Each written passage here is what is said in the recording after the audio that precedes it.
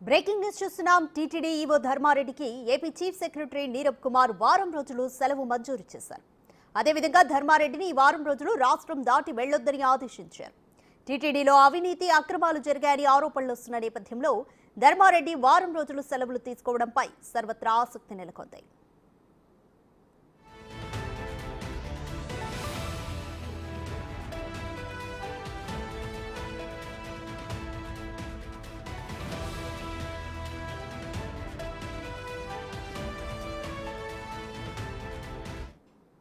More details మా ప్రతినిధి దామోదర్ అందిస్తారు. దామోదర్, ధర్మారెడ్డిపై ఇప్పటికే చాలా ఆరోపణలు వస్తున్నాయి. ఈ నేపథ్యంలో సెలవులు తీసుకోవడం జరిగింది.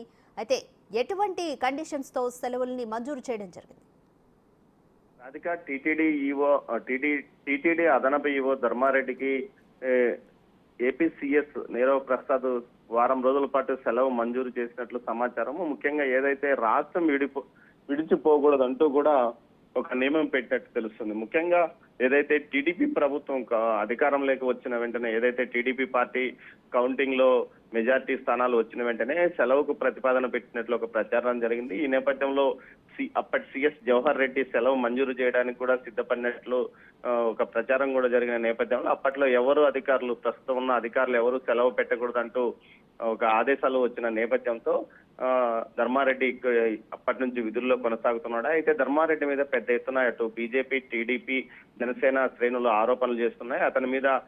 అతను చేసిన చర్యలకు అతని మీద కేసులు నమోదు చేయాలి, విచారణ నిర్వహించాలి, క్రిమినల్ కేసులు పెట్టాలంటూ డిమాండ్ చేస్తున్న నేపథ్యం కనిపిస్తుంది. ఈ నేపథ్యంలో ఈ వారం రోజుల పాటు సెలవుకు అడగడం, ఆ తర్వాత సీఎస్ అంగీకరించడంతో పాటు ఒక నిబంధన పెట్టడం, ఏదైతే రాష్ట్రం విడిచి వెళ్ళకూడదు అంటూ ఒక నిబంధన పెట్టడంతో ఇది ఒక సంచలనంగా మారిందని చెప్పవచ్చు.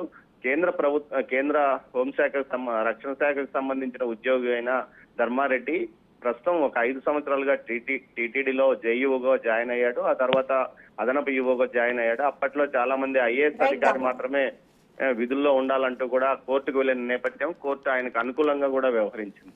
మొత్తం మీద చూస్తే ఇప్పుడు అతని మీద విచారణ ఖచ్చితంగా నిర్వహించాలనే నేపథ్యంలో వారం రోజులు సెలవు ఇచ్చినప్పటికీ నిబంధనలు పెట్టినట్లు తెలుస్తోంది. Radhika, thank you Damodar.